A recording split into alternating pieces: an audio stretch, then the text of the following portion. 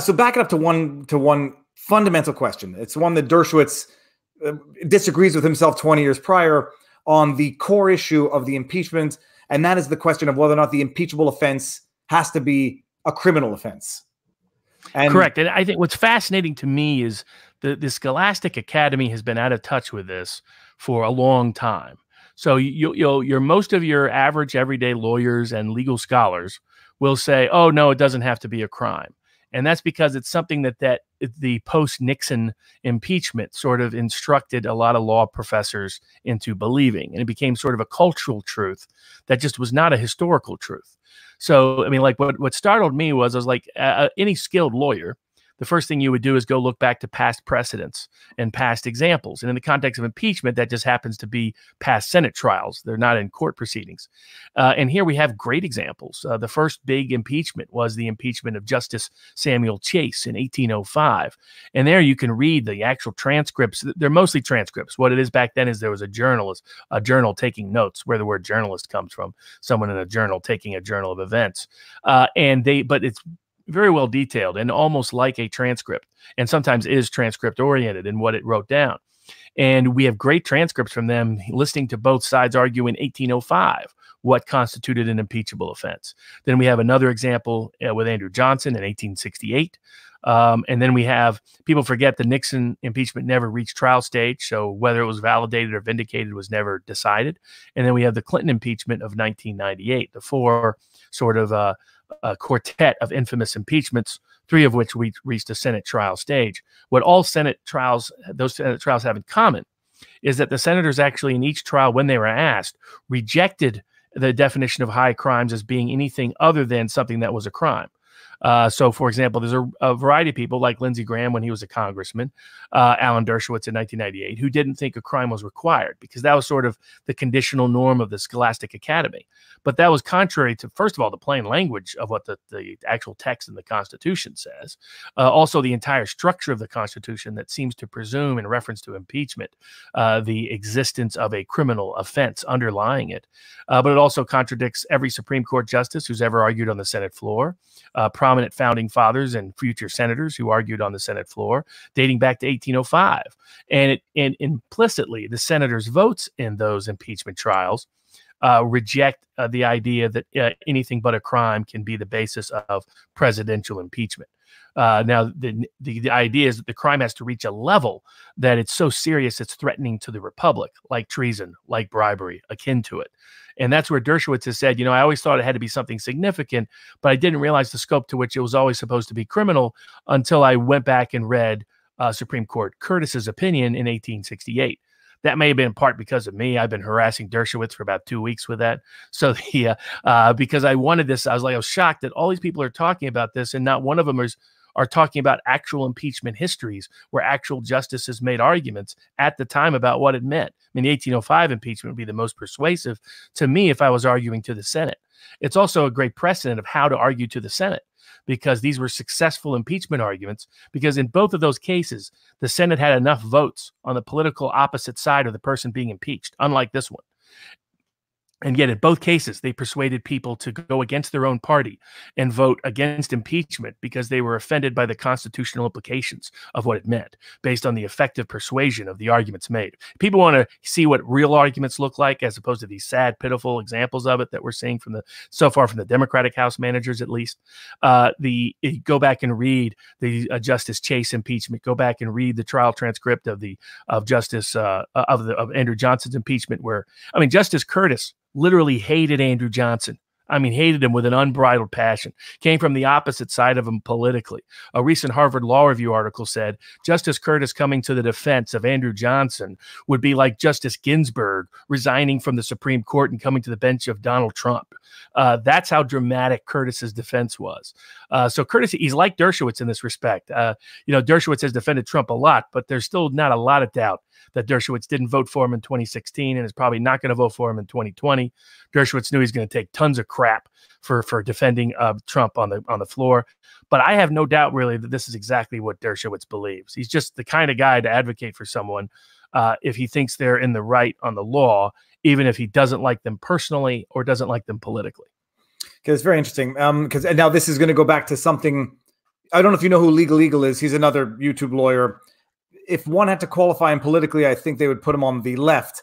And his spin is typically left spin. And I say that with respect because he might be right on the law, but his interpretation is slanted. So it says, didn't we get Legal Eagle doing a historical look at high crimes and misdemeanors being drafted into the Constitution was based on English law, which was not specifically law crime. So the argument, as I understood it, was that it's bribery, treason, or other high crimes and misdemeanors. So the argument that I had been reading in various places was by referring to it as high crimes and misdemeanors as opposed to other crime, or as opposed to crimes, is that the other and the high crimes qualified the crime to include stuff that is not necessarily a crime but could qualify as a high crime if it was sufficiently serious but not necessarily a crime. So this exact argument was made in 1805. So in my view, the better of the argument that was made at that time by Justice Chase actually argued on his own behalf. In addition to that, Judge Hopkinson, who was the son of the famous signer of the Declaration of Independence, Francis Hopkinson, came in and he was an active judge, came in and defended Justice Chase on the Senate floor. In addition, Luther Martin, who was actually at the Constitutional Convention, one of the founding fathers, came and defended him, and future Senator Robert Harper did it as well. And what they all argued was, though they took different parts of the arguments, highlighted and accented different components of the argument, a lot better than this Democratic group is doing in terms of dividing up the labor, not repeating and duplicating the labor. They made this exact point that the high crime had to define misdemeanor, and that what was meant by that was it had to not just be a crime, but a crime equivalent to something that threatened the very existence of the republic. Otherwise, that Madison's protestation at the convention, which was because the English law include a version of maladministration as a basis of impeachment. Mm-hmm. And there was an existing impeachment at the time of the Constitutional Convention going on in England where they had included non-criminal activity as the basis for it. And one of the senators said, I want this to be included. I want something like maladministration, particularly said, you can imagine all these abuses of power. So we'll just call all abuses of power maladministration. All of us, Madison objected. He said, then all of a sudden the president just serves at the pleasure of the Senate.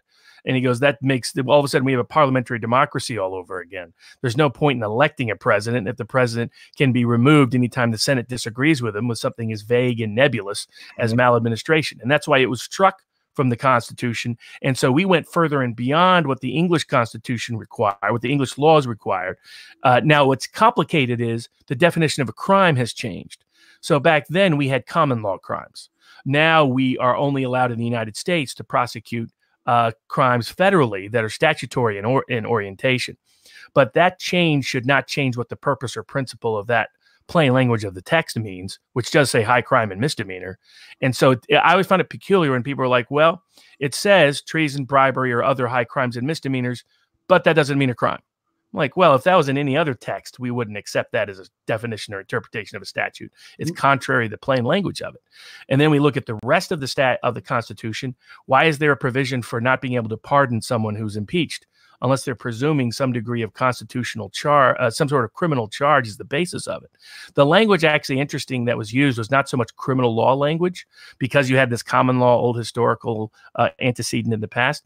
It was, if it's not indictable, it's not impeachable. And that was the words of everybody who argued on the Senate. And interestingly enough, in 1805, the counterpoint was not that it had to be a crime.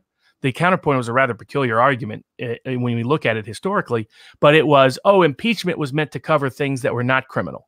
If they're actually criminal, then we would indict and not impeach. And that argument was taken apart piece by piece by piece in 1805, such that they didn't have much credibility at the end. And it's why they lost a lot of the politically aligned senators by the end of the trial, and Chase was acquitted. He was acquitted by a majority vote on 10 of the 11 accounts and on a close vote on the last one. And that was the one that came the closest to being criminal because it was a quasi-obstruction kind of charge. But so that's where, and then the same argument, 1868, Justice Curtis within the first minute of his opening statement says, if it's not indictable, it's not impeachable.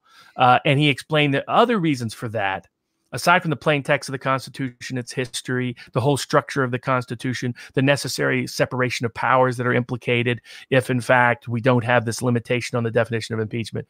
But he argued the ex post facto laws, the Bill of Attainder provisions, and the Due Process Clause all require that we have a clear definition of what it is you can be impeached for. The way Judge Hopkinson put it in 1805, he said it's equivalent. He said if we don't have clear definitions of what's impeachable, and that clear definition isn't known to the person in advance, so they know the scope of where they're allowed and not allowed to behave, they're looking at something that they think is concrete and is going to turn out to be quicksand. And it was a very persuasive argument, repeated again in 1868, actually repeated by several of the Democrats in 1998. Their point was a little different because Clinton was, in fact, charged with crimes. Their point is it wasn't a high enough crime. That, yeah, it was a personal crime, not a public office crime. No, and it's amazing because now that you explain it like this, it's sort of one can understand now high crimes as misdemeanors, not lowering the threshold below an actual crime with the high crime, but rather raising it above, let's just say hypothetically, a simple battery charge. Like the president gets angry and slaps the vice president and is charged with battery. Well, that's technically a crime, battery or assault, if whatever you want to go with, but not sufficient to warrant impeachment. That's why they refer to the crime has to be a high crime, such as sedition or murder. I don't know, something that's fundamentally incompatible with the office, as opposed to something that is only incidentally, or call it a soft crime, so to speak. Exactly. To give an example of that, the original language was a high crime or misdemeanor against the United States. And in the grammatical, they had an editing board. They just took out against the United States because they thought it was already clear that high crime and misdemeanor meant something that was like treason and like bribery because of the language. Because they could have said treason, bribery, or high crimes or misdemeanors. But instead they said treason, bribery, or other high crimes and misdemeanors. And that they were interpreting it at the time as like treason, like bribery. Like treason and bribery are both crimes, but sufficiently serious as relates to the presidency or elected officials that they are high crimes. So treason, bribery, or other similarly high crimes and misdemeanors. Okay, I don't want to say that I'm convinced, and now I think that I've been wrong in the previous videos where I've said what I thought I understood as being, if they don't like his underwear, they can indict him, because it makes sense where you say, the rationale that I had in my head was, okay, if the president is so fundamentally loathed by both the House and the Senate that they both want to, that it's just, it makes governance impossible, then impeachment, it makes sense as a political tool. But when you explain like, well, then you just have what was the word? What's the word for that type of government? You used it earlier. Yeah, a parliamentary government. Parliamentary government. Yeah, well, then you just have, it's not the people that elect, the people can elect him, but the Senate and the House, if he's too much of an outsider, can say, get him out of here, and we'll have them elect somebody else who we like. Exactly. And part of the historical basis of all this was there were several of the people at the convention that were opposed to any impeachment power at all in Congress. They were like, look, if there's a problem with him, the people can take care of him at the election. That's what our 4-year term is for. And the counter argument was, well, what if he so co-opts the power of government that he makes it impossible for an actual election to occur? And they said, that's when we have to have some means of removing him, when he's actually using the power of government to shut down and suppress government, like a president who's, sold out his government to a foreign nation, a president who's taking bribes and exchanging political authority for bribes, a president who's, say, acting the militia and saying, we're going to shut down half of the voting boxes in America. They said, we need that remedy. And they're like, okay, well, that would be treason. That would be bribery. And somebody said, well, there could be more examples than treason or bribery. And that's where the debate came up with, well, let's include maladministration. And they said, whoa, no, that's too vague, too obscure. We want something that's like treason or bribery. And they're like, oh, okay, other high crimes and misdemeanors against the United States. And that's why that argument, like when you read the transcript of the 1805 impeachment trial, which I'll send you a link so that people can see it in a link below and look for it to themselves. Not that they necessarily want to, but it is great reading. You get to see old school, great scholastic arguments and real rhetoric, rhetoric like this is the language of the old Roman tyrant and so on and so forth. And the evils of the ancient world, they're doing that kind of stuff. Some old, like people who are clearly trained on Cicero and Latin. and like our old lawyers were. And so and you see it then in that context, their arguments, when I read it, it was so much more persuasive, because when I first looked at this, which was actually all the way back to the Clinton impeachment, because I was in law school at the time, I had the same assumption. All my law professors were like, oh, no, you can indict for anything as long as it's, reasonably serious. You can impeach on that basis, even if it's not an indictable crime. And so I listened to some of the Democratic arguments, which were, well, it has to be a serious enough crime. And then in researching it, I was like, well, we might as well start at the beginning. Let's look at what the original people thought at the time or close to it. And when I read it, I was like, their arguments are so much more persuasive than what my own law professors are telling me, that it just made much more sense. And also particularly from a due process and little d democratic perspective. It's about, let's trust the public to make the decision. Let's trust the people to decide wherever and whenever we can. That's sort of the populist within me. But there was a large part of the constitutional founders that were of the same vein. A lot of my a lot of my great-great-grandfathers voted against the original Constitution because it didn't include the Bill of Rights. They were Rhode Islanders. Well, then the government sent in the army later after that, and we decided we all agreed with it. But in the interim, that was the process. And so it's these old ancient principles that really just make much more sense, also much more manageable, because we're seeing now, I was trying to figure out what exactly was the abuse of power they were alleging. And only by listening to both days did I finally piece together what they were alleging and how vague and nebulous it was. They were really trying to put themselves in a position where they could shift strategies right mid-trial. Say, well, we don't mean this is an abuse of power. We really mean this is. Well, okay, maybe that's not working. We really mean the combination of one and two. Well, if not that, maybe it's this thing over the third. Well, that's why we have due process laws, and that's why we have a prohibition on ex post facto laws and bills of attainder in our Constitution, is so we don't have this moving target style of adjudication. And it's like if this impeachment is greenlit at any level or looked upon favorably at any level, pretty much every president moving forward is going to be impeached. And that makes a joke of it. No question about that. First of all, I go to answer Ethan A. Harrington. Yes, I did have a memory block when it came to identifying the Canadian form of government. Yeah, no, there's no question that as it is, this is already politicized, the impeachment process, regardless, because even if one were I'm a Rhode Islander. Even if one were inclined to believe that the act to qualify for impeachment need not be a crime, it still has to be sufficiently serious. Then the question is even whether or not what is being alleged is sufficiently serious, which I don't think anybody is sufficiently convinced of, except the people who are steadfast on following through with the plan. Here, hold on. Let's say this. We got a super chat here. It says, you guys are focusing on the high crimes, but I feel you're ignoring the misdemeanor part. I think you can imply a minor, but statutory crime. And feel this one, Robert, because I think now I understand the rationale. Like, it would have to be a serious misdemeanor, not a small misdemeanor. Thank you very much for the super chat. Hemuro forever. Exactly, because this was the precise argument made in 1805. And all of Justice Chase's defenders, including Justice Chase, argued that clearly the word high was meant to define both the word crime and the word misdemeanor, and that went to the core of why the impeachment clause existed, to how it interacted with all the other aspects of the Constitution, including the importance of separation of powers. Because if any small crime that did not impact your abuse of office could be impeachable, then basically every judge in the country and every executive official in the country serves at the pleasure of Congress at the moment of any partisan rage that might storm up at any juncture, any time period. And that was their point, was that clearly can't be what it means. That we didn't, in fact, at the convention, they made clear they did not want to repeat what was happening in the United Kingdom. They didn't like that too many things were being defined as impeachment. And so it's always been important about it. It go to something where you say, can an election fix this?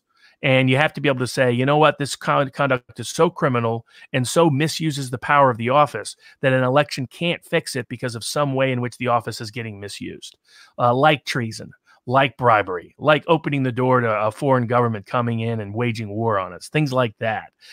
And back then they were paranoid.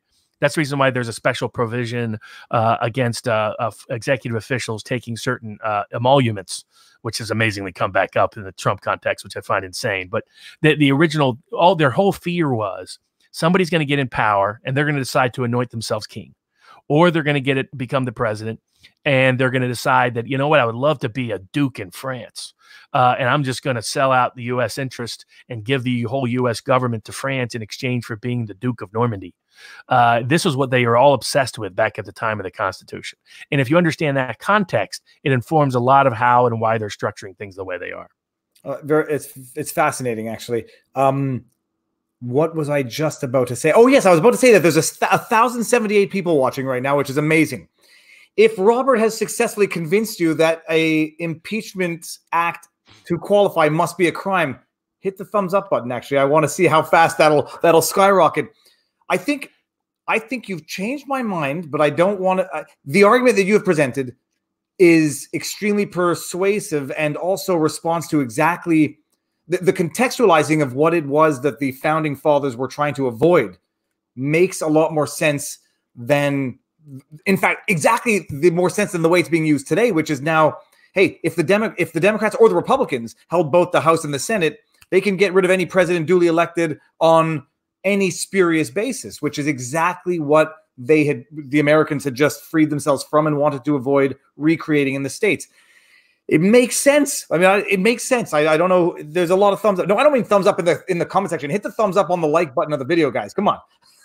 There's a lot. And I'm hoping, if anyone is capable of it, Professor Dershowitz is capable of it. He's one of the lawyers I've read and studied. I've read a lot of his briefs. I've read a lot of his oral arguments, read a lot of his text, watched him extensively. He is one of the smartest lawyers I have ever seen. We disagree on a lot of politics, but we agree about the rule of law, and he's a master persuader. The Democrats would have been well served by trying to find someone like him on their side of the aisle. But I'm hoping he brings that to the Senate. I think the most interesting part of the entire impeachment trial will be Professor Alan Dershowitz's arguments on the floor of the Senate. I think he's going to bring his A game, because I think he feels a lot of pressure from a lot of people, a lot of attacks on what he said and done. And I think he wants to show the world, I'm still one of the brightest, best legal minds in the world. And I'm going to make an argument that's going to last for posterity and history, the way Justice Curtis's argument lasted in 1868, which was so powerful that the Congress refused to impeach any president for more than 100 years after. No, it's amazing, actually. And I was, from a joking perspective of pride, saying, well, I agreed with Dershowitz 20 years ago, and now he's changed his mind, and CNN and MSM is holding that against him. I got to tell you, your justification for his change of spirit was more eloquent than his justification on CNN, where he got a little defensive, and it wasn't necessarily the best performance live, but the explanation makes a ton of sense. I mean, it just makes a ton of sense. Let me see. We got a super chat. It is Greg Borman. The other issue is that Congress, both houses, can define a high crime as anything they want by making it law. So even if that were true, they could make it a law afterwards, but you don't have retroactive criminal law. I presume you couldn't have retroactive impeachment either. And this was very analogous to the Andrew Johnson impeachment in 1868. So the argument was twofold. One was that it clearly had to be a clearly defined law at the time the conduct was engaged in.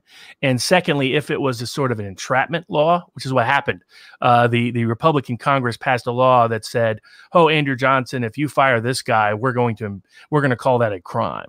And then he did. And so they said, aha, now we're going to impeach you for it. And the problem was the way in which it was passed, how it was passed, the constitutional dubious nature of the law, all led to Justice Curtis's argument that this didn't define clear criminal conduct before he became president. And so if it didn't, this is just a way to try to get around the requirement that impeachment be for an indictable offense. And part of it was Justice Curtis, for example, was the justice who famously dissented in the Dred Scott decision. He was actually one of the only Supreme Court justices to ever resign the bench out of principle. The guy was very unique. I mean, he was a little bit cantankerous, like a lot of your idiosyncratic intellectuals are, but he was an extraordinary individual. And that's why when he was on the Senate floor making that argument, and he was naturally eloquent, that it persuaded. I mean, they thought that was a done deal. They had set him up for that purposes of impeaching him. They had an overwhelming, easy 2/3 majority in the Senate, and large numbers of Republicans dissented and said, we're not going to convict. Justice Curtis is right. This is a misuse and abuse of impeachment power. And it was such an effective precedent that, like I said, it wasn't until Nixon that the Senate was even willing to think about using that power again, more than a century plus later. Just like after Justice Chase won his acquittal, they have never indicted a Supreme Court justice or impeached a Supreme Court justice since, because they learned, okay, this is not the right use of impeachment power. Now, you may or may not know the answer to this question, but when I read through Trump's lawyer's argument brief, they said, obviously, the only presidential impeachment examples you have are Clinton and Johnson before Trump, Nixon to some extent, but not really. In the brief, it said virtually all judicial impeachments were based on crimes. Now, they didn't say all judicial impeachments. Do you know of any example of a judicial impeachment that was not based on an actual crime? Their main argument is Judge Pickering, which actually happened at the same time of Justice Chase. Very unique case, because what happened was in fact, this was the argument of in Justice Chase's defense, was they said Judge Pickering, what he did was literally a crime. Even if they didn't specifically charge it as a crime, they used different language, they said it really was a crime. And then they pointed out that the defense was unusual, because here's what happened. Pickering was basically a drunk, couldn't handle himself on the bench, which clearly did violate certain criminal laws at the time. So he was impeached. He didn't show up for his impeachment. His son wrote in a letter and said, no, you don't understand. My dad's insane. He's literally insane. So, that's why he got impeached. So it was one of those, it was like not the most, that's why they say literally almost all. Now, what's happened since then, in the last 40 years since Nixon, a whole bunch of legal scholars have taken Madison out of context, where Madison was arguing, hey, here's why the Senate makes a good jury. And they take that to mean, oh, Madison's here defining what high crimes and misdemeanors mean. That isn't at all what he was trying to do in the broader context of that. The other is Judge Pickering's impeachment. They say, oh, well, look, he really was just impeached for being a drunk. And so if somebody can be impeached for being a drunk, clearly they can be impeached for being anything. No, he was impeached because he couldn't show up at the bench. He didn't defend himself. And his own son said, and in fact, the Senate didn't like the conviction of the charges. So they never said he's convicted of these charges. They just said he's hereby impeached and removed, because they were trying to dodge the legal precedent that they could be setting. So they were even cognizant at the time, even without Pickering presenting a defense, that in fact, this was a problematic basis of removing him. But it was just, everybody agrees. His own son is saying, hey, my dad's insane. They're like, maybe we shouldn't have him as a judge then. So that was sort of the issue. I mean, that's very interesting. First of all, Jason San Augustin, thank you very much for the super chat. It makes a lot. Now, so the example that I had two examples in my head where, because some of the scholars were even saying that it could be the exercise of a constitutional power that could nonetheless qualify as an impeachment. And the example they were giving would be, well, the example some gave was selling pardons. That was actually one of the examples that Legal Eagle gave. And my response was, well, no, selling pardons is itself a crime. The question would be, if you just issued egregious pardons, and I don't mean like politically offensive pardons, but like if Charles Manson were still alive and the president pardoned Charles Manson, then I was thinking that I could understand that being an impeachable offense, even though it is within its constitutional powers and not technically a crime. But now I sort of understand the exact flip side argument, which is that can be resolved at the ballot box. If it's the first term, if it's the second term, it will be resolved by the ballot box. Punish them at the ballot box for doing something so disgusting, but that was who the people elected, and it's not a crime that can warrant impeachment and removal from office to usurp the will of the people. The other exactly. I mean, I think Bill Clinton would not necessarily be a fan of impeachment for selling pardons, given what happened with Mark Rich toward the end. But yeah, exactly. Because what they were worried about was behavior. This was my argument background as a law student at Wisconsin Law School during the Clinton impeachment era, where people didn't understand because they perceived me as conservative. Why was I arguing for Clinton? And I said, look, this is about universal rules and principles. And what he did might have been a bad act, and maybe they can indict him and toll the indictment pending his release or pending his leaving the presidency. But what he didn't threaten the republic. It's just not a crime that threatened the republic.